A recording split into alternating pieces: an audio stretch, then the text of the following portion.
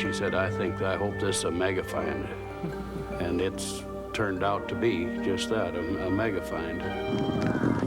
If we'd got live dinosaurs, we could time them like I've just timed this race. Warm-bloodedness is a wonderful adaptation, but it carries a tremendous price. The price of eating all the time at fabulous rates.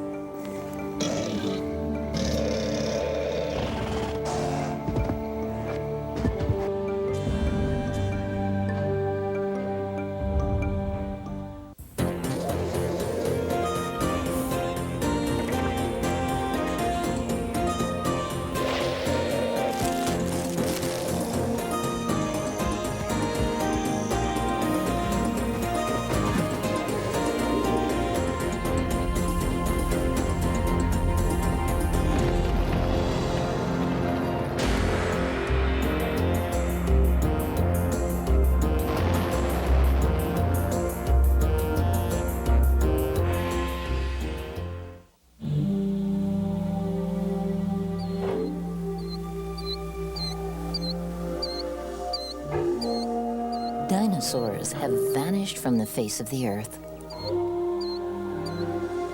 But from beneath the earth, their bones still cast a spell, luring paleontologists, tourists, and amateur bone hunters, even to such out-of-the-way places as Jordan, Montana.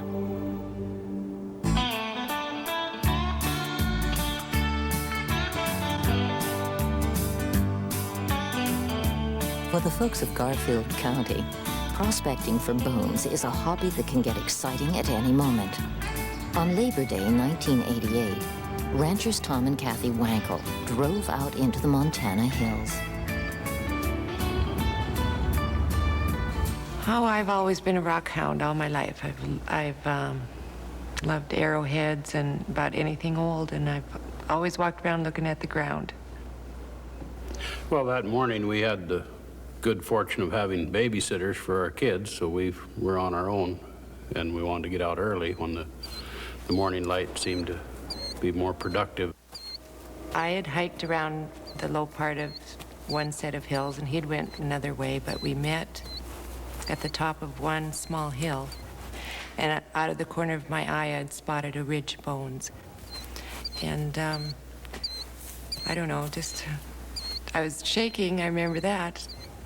After she dug it up a little bit, you know, and scratched around, she got more and more excited, and she said, I hope this is a mega find. And it's turned out to be just that, a mega find, very important. Kathy Wankel had found an almost complete Tyrannosaurus rex, one of the rarest finds in the history of dinosaur studies. And now a crew of paleontologists from the Museum of the Rockies is painstakingly easing the skeleton out of its rocky cradle.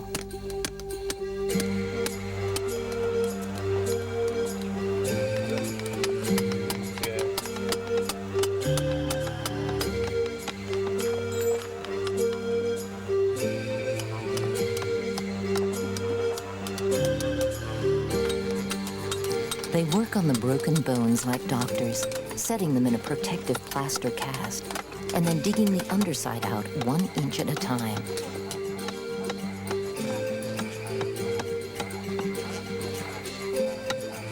Crew Chief Pat Liegi. You're looking at the top part of the skull. This is the back here, and this is the front, where the snout would be. And this circle in here is where the left eye would have been, right here. The right eye would have been there. And this section here is an upper jaw called the maxilla, and you can see a tooth, very long tooth, extending out. It's just going right underneath the nasal of the skull. The skeleton lies twisted in the ground, just where the animal fell. But what did the beast look like when it was alive? In the past 50 years, one of the great triumphs of dinosaur studies has been to put flesh on the bones, and in so doing, to change much of what we thought we knew about these creatures.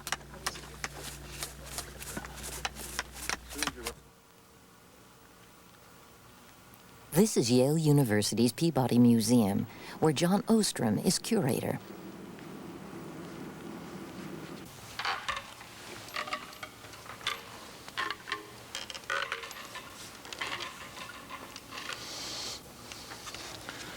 I'd like to introduce you to the largest painting in the world.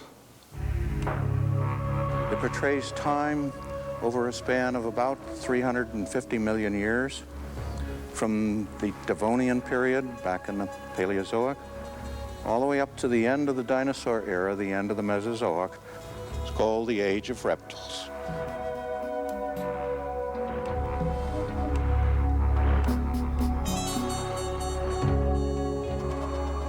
Here is the old picture of dinosaurs.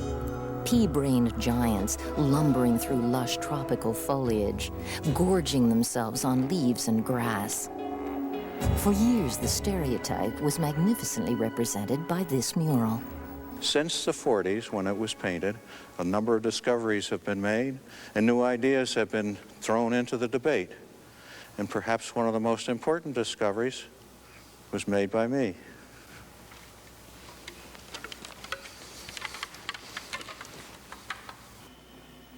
It was 1964.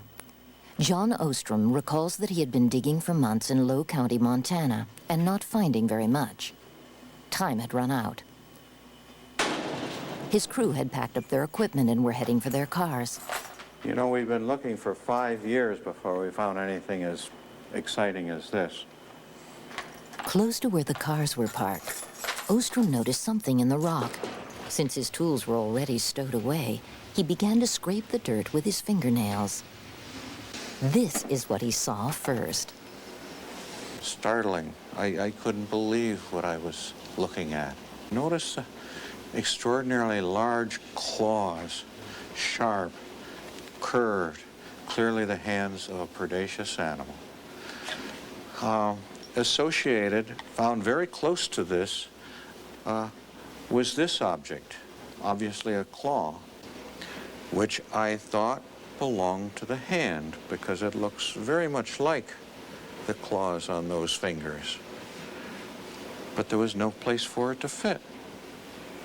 And I puzzled over that for some time, but we found the answer.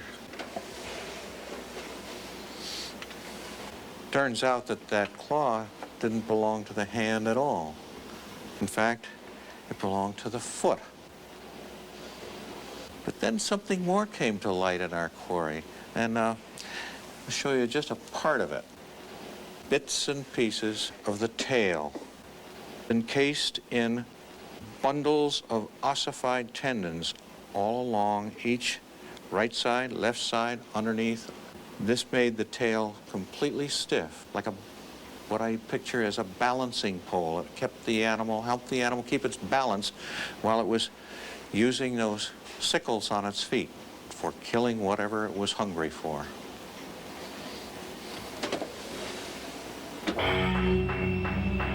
Ostrom named the animal Deinonychus, terrible claw, a killing machine that came into being more than 100 million years ago and used both hands and feet to snatch and rend its prey, keeping its balance by the remarkable adaptation in its tail.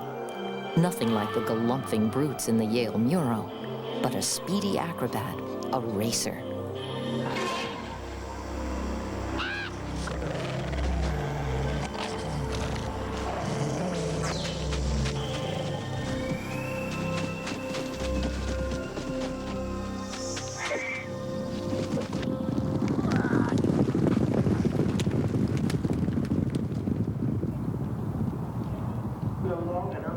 Pontefract racetrack outside Leeds, England.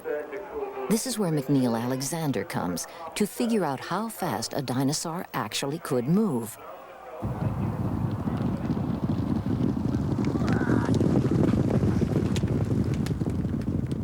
Back in the 70s, people were arguing whether the dinosaurs were lumbering monsters or formidable running machines. It wasn't an easy question to answer because the dinosaurs are dead. If we'd got live dinosaurs, we could time them like I've just timed this race. The distance was a mile. The winner did it in 105 seconds. That's about 34 miles an hour. Now, we can't do it that way with dinosaurs, but maybe there's another way. Dinosaurs did leave behind one piece of solid evidence about their rate of speed, their footprints.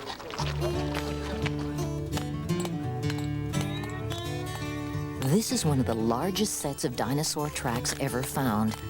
They're preserved in a riverbed in Glen Rose, Texas. But how do you get from the tracks to an estimate of speed?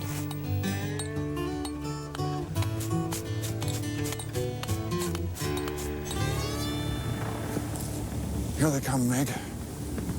That's fine. Good, that's great. Alexander timed the speeds of different animals and then measured the stride length, the distance between footprints, of each animal. That's 3 meters 30, 10 feet 10 inches. Next, he calculated the relationship between the stride length and the actual speed. But dinosaurs were huge. How could you compare them with horses any more than you could compare a horse with a dog? There she goes. Now, she's doing the fast canter. We've slowed her down a bit so that you can see better what's happening. And now we're going to get the dog moving too. We're going to slow the dog down so that the dog is taking the same number of strides each second as the horse. We've adjusted the time scale so that they're matching, but we haven't adjusted the scale of size yet. So what we're going to do now is we'll blow up the dog, make the dog the same size as the horse. And now they're moving in just the same sort of way. Imagine the dog with a bit less hair on and with a rider on the back. And really the dog is moving just like a horse. Alexander discovered that all animals move as scale models of one another. That is to say, cats and camels, dogs and horses look the same at the same speed. It even works for bipeds. Look at the hind legs of a horse. They have the same motion as a person running.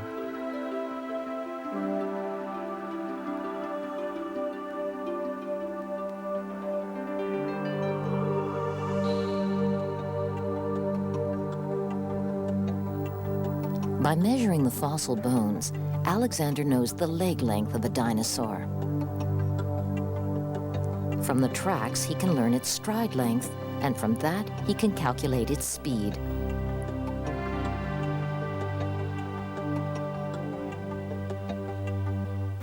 I looked round at the dinosaur tracks. I started off with the really famous ones from Texas and worked out the speed of the big sauropod dinosaurs there. And oh dear, they were slower than I am. Real slow human walking speed. But what about the sauropod's top speed? Speed takes power. That means the faster an animal runs, the stronger its legs have to be in relation to its bulk. By calculating the strength of dinosaur leg bones, Alexander was able to make some comparisons. An elephant can trot along at about 16 miles an hour. That was probably top speed for a Apatosaurus. A rhinoceros hits 20 miles an hour. Triceratops just might have been able to keep up. How fast could Tyrannosaurus move? Alexander thinks its bones were relatively weak. But there are no footprints with which to calculate its speed. He thinks it could have chased you at about 15 miles an hour. Others don't give you such good odds. They clock Tyrannosaurus at 20 miles an hour or more.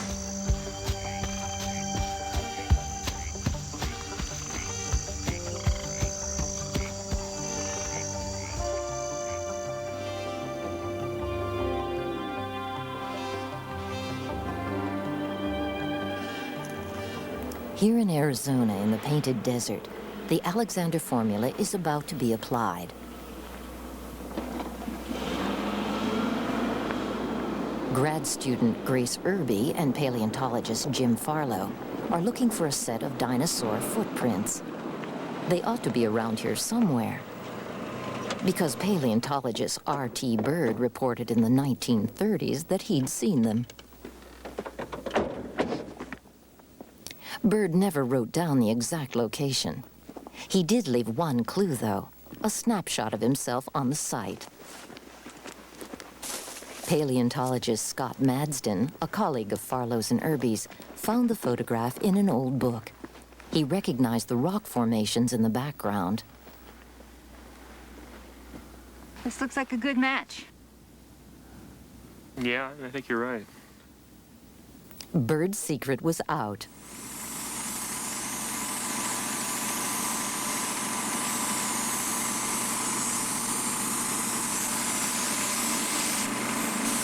Scott Madsen came out here. He ran into the same problem we've got right here now. He thinks he's got the site all lined up with landmarks, but no tracks. Can't find any tracks anywhere. Thinks he's made a mistake, but what happened is that between times you have sand blowing in here, getting washed in. Sand completely covers up the site, so you've got to do a pretty thorough site cleanup to get all this stuff off before you can see any of the footprints.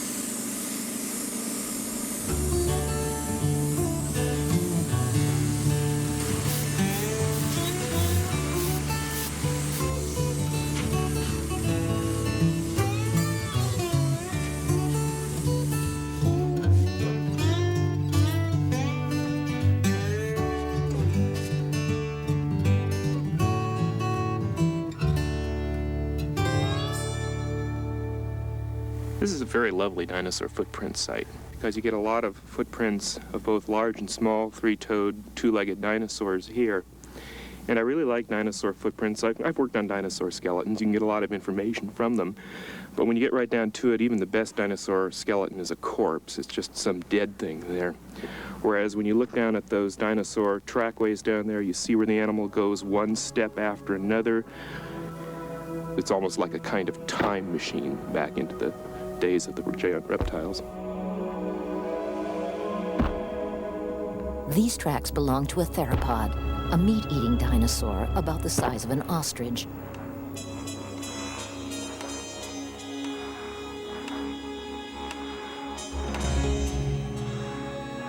Okay, hang it down on the middle toe there.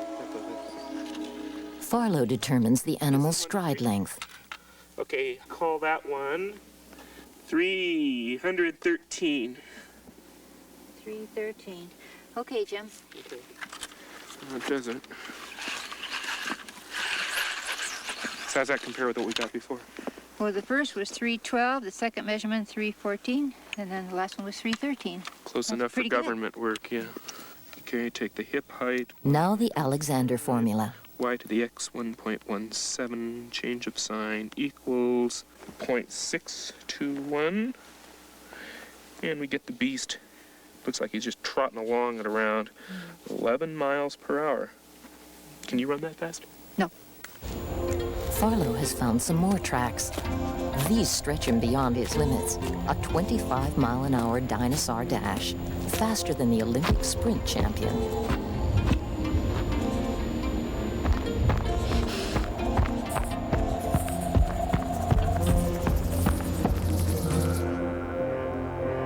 This in turn raises a new question. A hot-blooded animal, a lion for instance, keeps its body temperature constant and is active even on cold nights when the external temperature is low. It does this by a process scientists call endothermy. A cold-blooded animal, by contrast, will be cold and inert when the air around it is cold, and active only when its internal temperature is raised by the warmth of the sun. When the cool night air returns, back the animal goes to its resting state. Scientists call this ectothermy. Today, most fast-moving agile animals use endothermy. They are hot-blooded. But dinosaurs are supposedly reptiles, and reptiles are cold-blooded. So were dinosaurs hot-blooded or cold-blooded?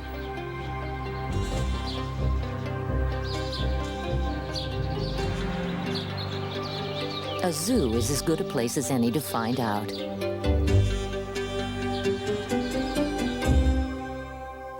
Paleontologist Bob Bacher. We're here in the National Zoo, where they're about to feed fabulous furballs, that is, small mammals, hot-blooded animals.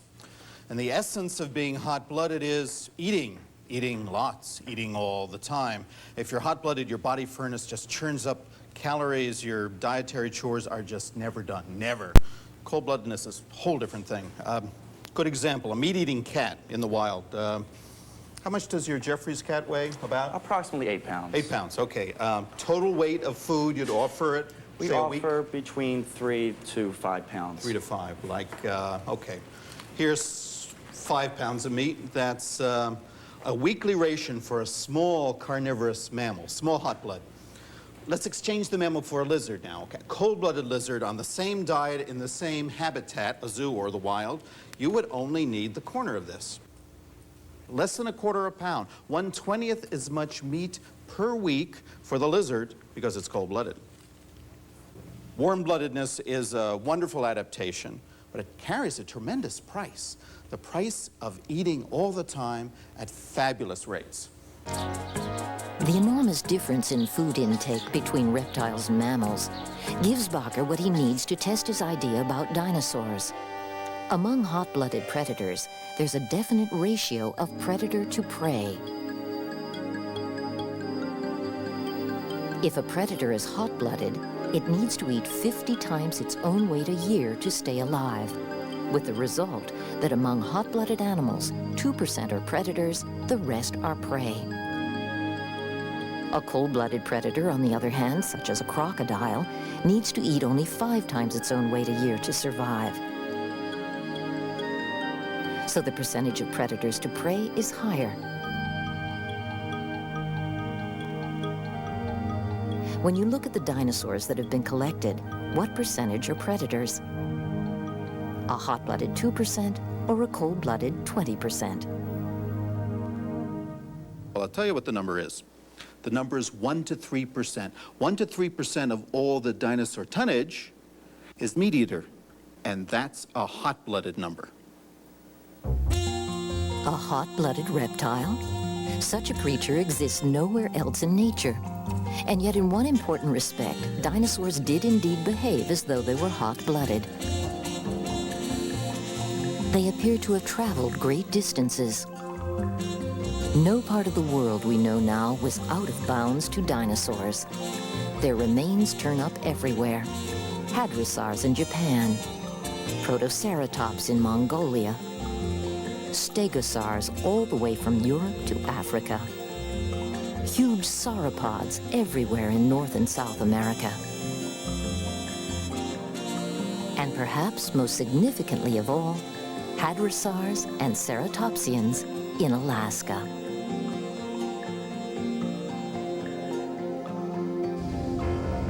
The North Slope of Alaska, 100 miles above the Arctic Circle.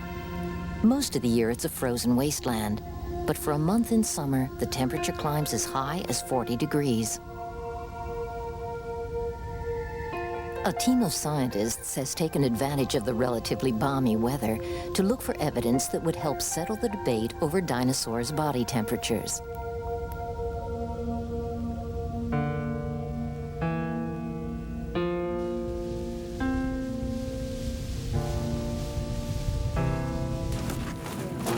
Let us suppose dinosaurs were hot-blooded.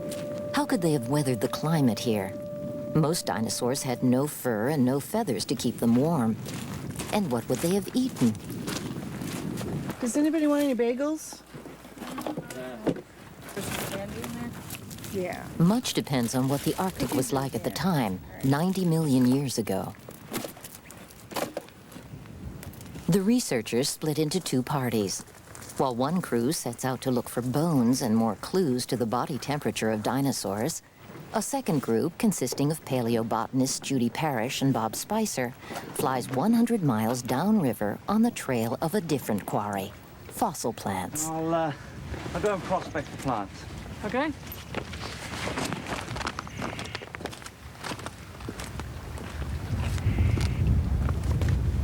Judy Parrish. This is an impression of a log that's about 90 million years old. We can see the pattern of the wood. This may be an impression of the bark here. And we can see that it was a large tree. We know from other samples of trees from this age rock that these trees had very wide growth rings. And what that tells us is that during the growing season, they grew very happily. Tree rings have got usually light and dark bands. The light band is laid down when the tree is growing during the summer, and the dark band is laid down in the fall if the growing season has a cool part to it. These trees don't have a dark band, or they have a very, very thin dark band, and that shows that they were growing very rapidly during the growing season and then stopped abruptly. And from the fossil leaves, Spicer and Parrish can deduce what the weather was like. Here in prehistoric Alaska, the temperature averaged about 50 degrees Fahrenheit. But could dinosaurs have survived in such a climate? One answer is visible right here, only 100 miles away, where the other party's been working. Over 1,000 dinosaur bones have been collected on this slope in the last 10 years. Paleontologist Andy Krumhart. This is the very bottom of the bone bed, and as you can see, there's just piles of bones just all jammed together. It started, I hit this little tip of a bone right here. This is a scapula. That's your shoulder blade bone right here of a young individual. And in taking that out, I ran into bone on either side. There's a long fibula bone right here, which is a leg bone. There's a rib here, an arm bone here. I think another arm bone here, which is pretty well destroyed. It's not in very good condition. It's going to continue underneath me and continue that way, and I'm going to have to take out some of the side here and some of this back here to probably finish it off. And no doubt it goes back into the bank as well. So in the summer, at least, dinosaurs were plentiful here and would have had enough sun and food to survive. The climate might have been no more severe than fall in Maine. But what about the winter, when the sun would shine as little as 4 hours a day? What did the dinosaurs do? Did they hibernate?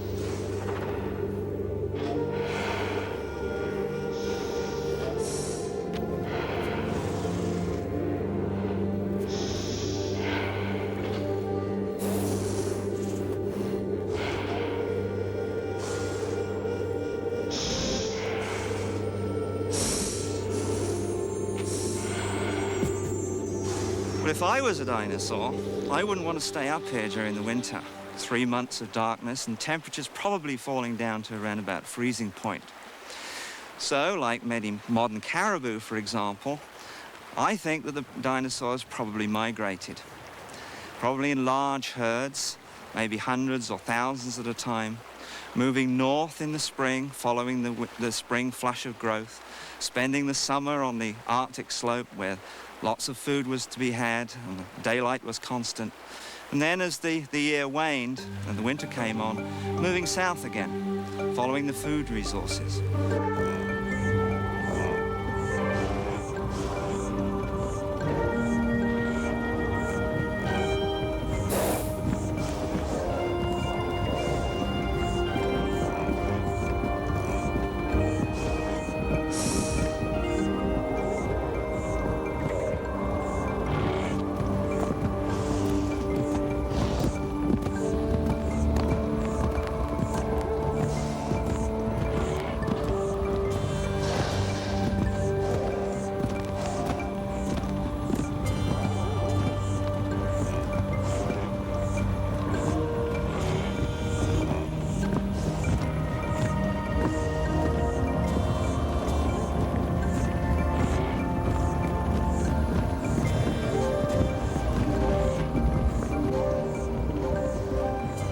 Migrating herds of hadrosaurs and pachyrhinos would seem a strong argument for the hot-blooded dinosaur.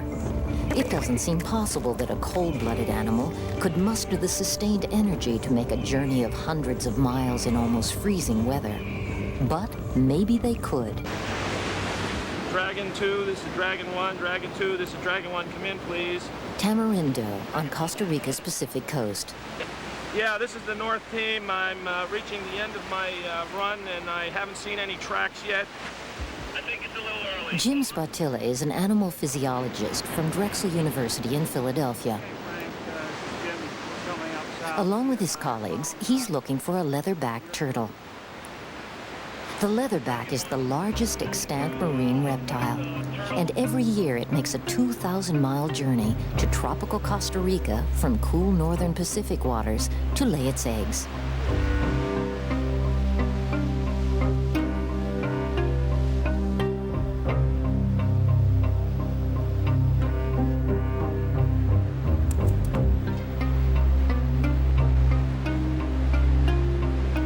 Could a cold-blooded reptile make such a titanic, sustained effort? Or is this turtle more like a mammal, hot-blooded? If it is, we would have at least one instance of a hot-blooded reptile, and the argument that dinosaurs were hot-blooded would gain some support. But how do you tell whether a turtle is hot-blooded? You measure its breath. From its breath, you can tell its metabolic rate, the rate at which body mass is converted into oxygen. High metabolic rate will signal hot-blooded, low metabolic rate, cold-blooded. I need strength. Yeah, get it straight. Make sure it's tight. All right. Got it? Got it. All right, let's get down. Way to the bottom. You guys okay with that? All right. Yep. Fine. Yeah. We have to weigh the turtle in order to get the relationship between its metabolic rate and its body size. Bigger animals have a lower metabolic rate than smaller animals. So if we're going to find out what dinosaurs did, we need to know the biggest reptile, the leatherback turtle. So a 300-kilogram leatherback is about as big as we can work with. The only thing bigger is a Nile crocodile, 24 feet long, which will eat half of our investigators. So we don't work with that animal. We've got 300 kilograms, take away 10 for the net. 290 kilograms is the weight, the mass, about 625 pounds. Now we've put the mask on the turtle. It's just a 5-gallon water jug. And we check to make sure that she can breathe freely, but that the mask is sealed. We use duct tape. Now you can actually hear the air coming out. And you want to keep that valve in the, just keep it all down in there. We don't want sand on it. Keep it down until we're ready. I'll show you how to do it.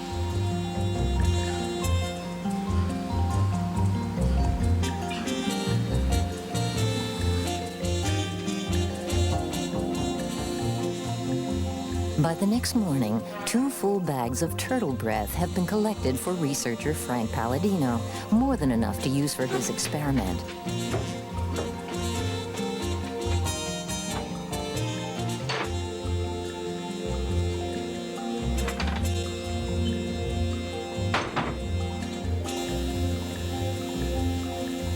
He analyzes the turtle's breath for oxygen and carbon dioxide content.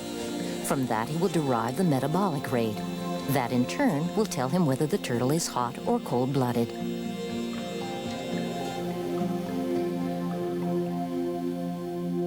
The results we've obtained here are very exciting and quite unique because they have shown us that although the leatherback's energy consumption is somewhat higher than we would expect for a reptile of this size, it is very unlike the large mammals such as elephants and birds that I've worked with in the past. The metabolism of these leatherbacks is truly reptilian.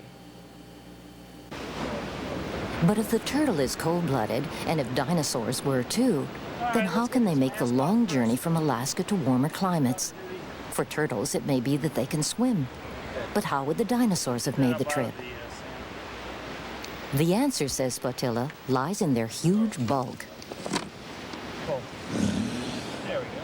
Big objects, whether they're houses or turtles, reptiles, mammals, all heat and cool slower than small objects. It's that combination of insulation and body size that accounts for it being warm, and we call that gigantothermy. And the leatherback is a great example of gigantothermy. And the only better example of gigantothermy was probably the dinosaurs. She's all set.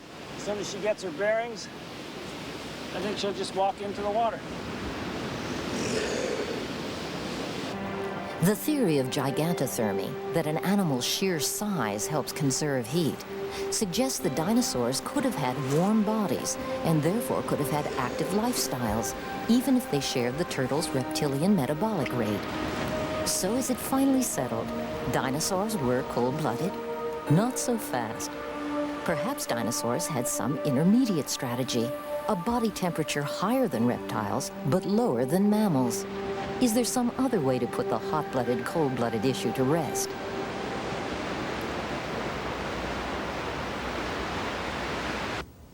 Paleontologist Jack Horner. What we have here is a nest of baby duck-billed dinosaurs, maiasaurs, and an adult. And our problem is how you get from being a hatchling at 16 to 18 inches long up to an animal that's 25 or 30 feet long. We know that if we were to compare them to modern crocodiles or alligators, these kinds of animals grow about a foot a year. So if the dinosaurs grew like a fast reptile, they'd hatch out at 16 to 18 inches long. It would take them 20 years to get up to the size of an adult. Well, as it turns out, we have a way of determining how long it actually took, and that is by looking at the internal structure of the bone itself. A series of femur bones belonging to several maiasaurs from baby to adult gives Horner an almost direct look at a growing dinosaur. His pioneering work in bone histology, the microscopic analysis of the fossilized bone tissue, has brought surprising new facts to light. You can tell a great deal about dinosaur growth and metabolism by looking at the actual structure of the inside of the bone. And what we have right here is a thin section of the femur of a turtle. This is the exterior of the bone here. These little black areas are osteocytes, and what we're interested in are vascular canals, the actual spaces in which the vessels ran through the bone that carried the blood. In this particular case, we're dealing with a relatively slow-growing animal, and we have just a couple of vascular canals. If we look at the bone of a turtle, we get a picture of a cold-blooded animal's growth pattern. It's slow. Put the bone of a hot-blooded animal, a bird, under the microscope, and the picture is quite different. Vascular canals run throughout the bone, indicating high metabolism and fast pace of growth, both typical of hot-blooded animals. And now look at a bone from the baby maiasaur. The vascular canals show up as white. Which does it resemble, turtle or bird? As you can see, a dinosaur has dense vascularization, just like we see in birds. In fact, there's actually more vascularization than we see in some of the large birds like ostriches and emus and things like that. Now, if we remember this, and now we'll go on to an adult dinosaur. As you can see, in the adult bone, there's lots of these vascular canals where the little white spots are. And what's interesting here is this dark line that you see running right down here. And that is an arrest line. When the animal was younger, it was growing relatively fast, and it was growing and growing and growing, and at this particular point, growth slowed down. And like us and like a lot of other animals, metabolism slows down. I mean, we do it when we're about 40 years old, and dinosaurs did it as well, but they appear to have done it when they were about 4 years old. For Horner, the many vascular canals and the thin arrest line settled the dispute. So the bone histology basically tells us that dinosaurs had relatively pretty high metabolism, that they grew really fast, and that they were much more like birds than they were like reptiles, and were probably very active animals like birds, and not sluggish like reptiles. The final word has not been spoken in this dispute. Some scientists say Horner's maiasaurs may be a special case, but many authorities now agree with him and say yes, dinosaurs were indeed warm-blooded.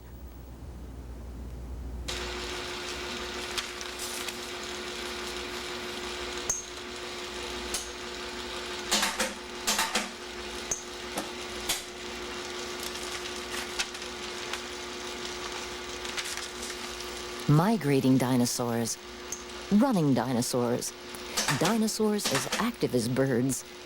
All this new information means that our series animator, Dave Alexovich, has to keep revising his ideas in order just to keep up.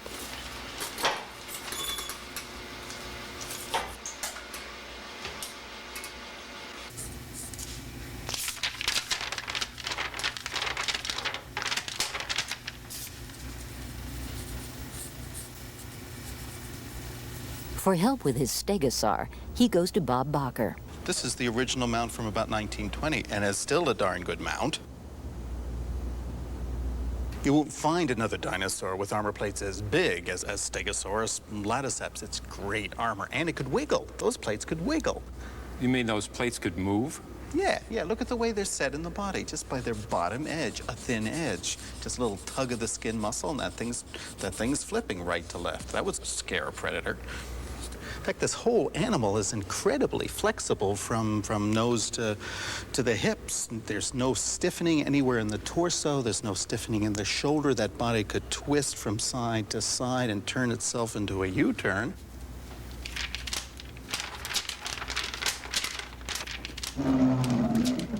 I mean, this is Mesozoic martial arts with a lot of choreography.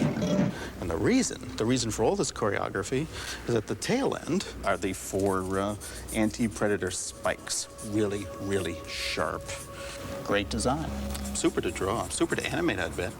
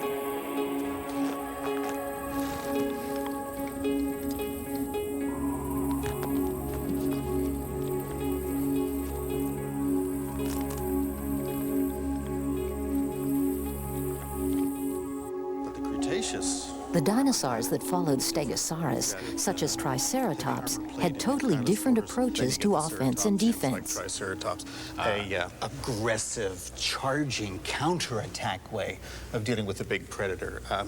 Even though it's a plant eater, the thigh is gigantic. This is twice the girth, twice the strength of an African elephant. And the shin, though short, has a massive calf muscle for pushing the animal forward in a charge, in a counterattack. The front leg is massive, very powerfully muscled. The shoulder blade has power, again, for just driving this animal forward. And if you look under the head, you can see the ball and socket joint where the neck meets the head, just about at the center of gravity, so that head can pivot in every direction. I need to know where that let me show you that. Let me show you that. It's right here, just below the eyes, and between the horns. And the muscles then can switch that head up and down and sideways easily. It's got to do that. Look where the eye sockets are. The eyes face sideways, like a rhino's, so it's scanning the horizon while it's chewing. It sees a predator, it thrusts forwards, and the neck muscles move that head up and away, up and away, up and away, like a combination giant rhinoceros and Brahma bull.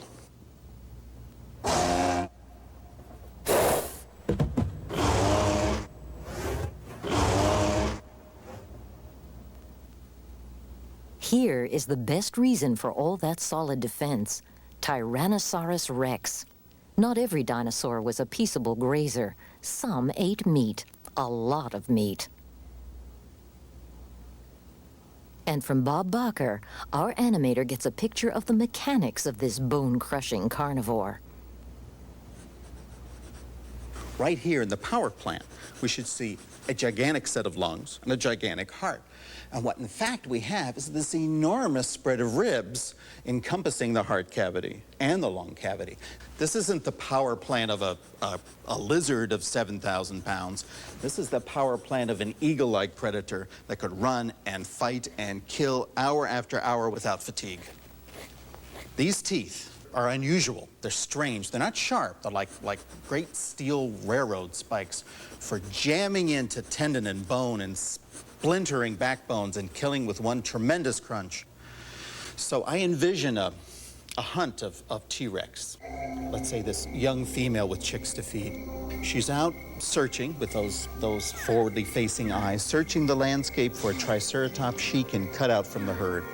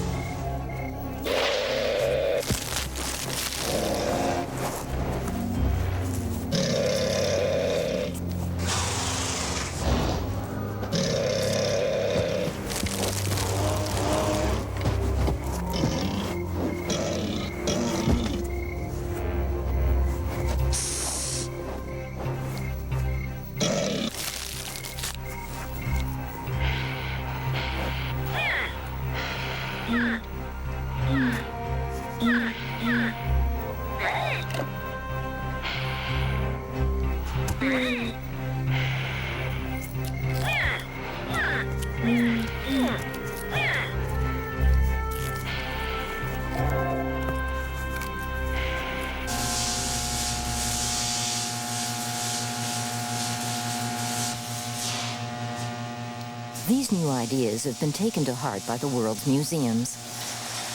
Here in Toronto, Canada, they're building a dinosaur exhibit for the American Museum of Natural History in New York.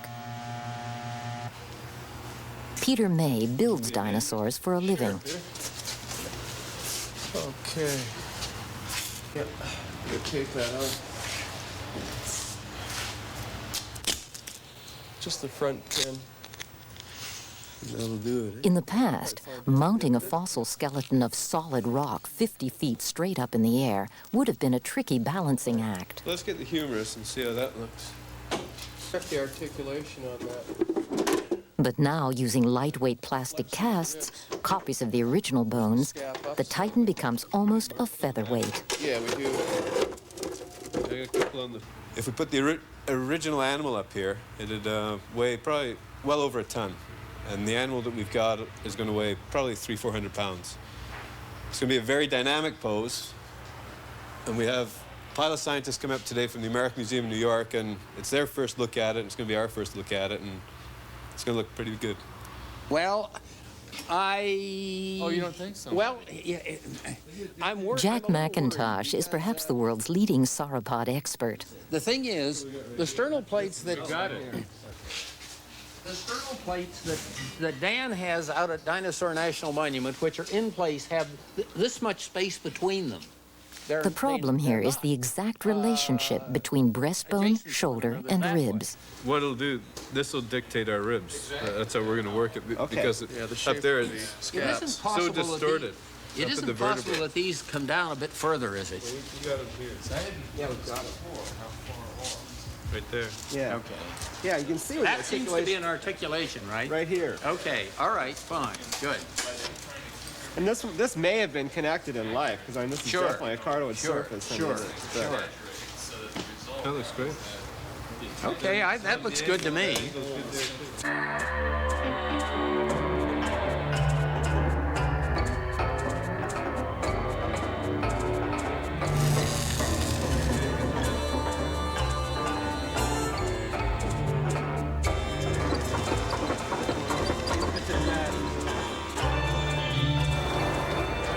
In December 1991, the new construction opened in New York City at the American Museum of Natural History.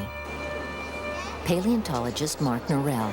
Well, when we decided to put them out together, we wanted to have something that represented some of the new thoughts about dinosaurs, as opposed to the way mounts have traditionally been made. What visitors see is a slice in time from about 150 million years ago. A mother barosaur rears up on the huge pillars of her hind legs to defend the baby crouched behind her tail. The threat comes from an allosaur, a meat-eating dinosaur with razor-sharp fangs. The barosaur has only its huge bulk and the small front legs for weapons. Savage claws and speed favor the allosaur. I think that it represents something very dynamic, and it really gets the idea across that dinosaurs were living animals that had very active lifestyles, very much like modern living animals do. The mount itself has been the subject of considerable debate. Is this true science?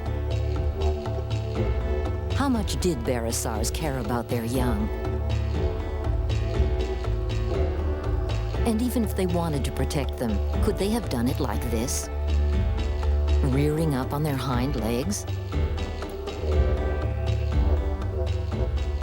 So of course, the fossils don't tell us that they could actually do this, but they don't tell us they couldn't do it either. So what this represents is something just speculative, something to capture your imagination. Here at the museum, science and imagination have merged. Science needs imagination. It is more than a matter of putting bones together like so many tinker toys.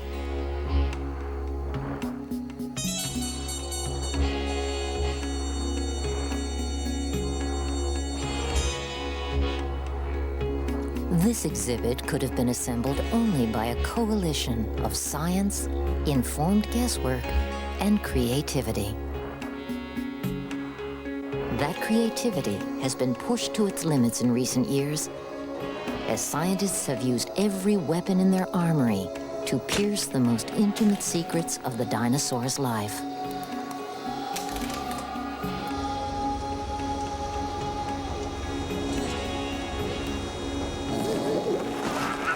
How they ate,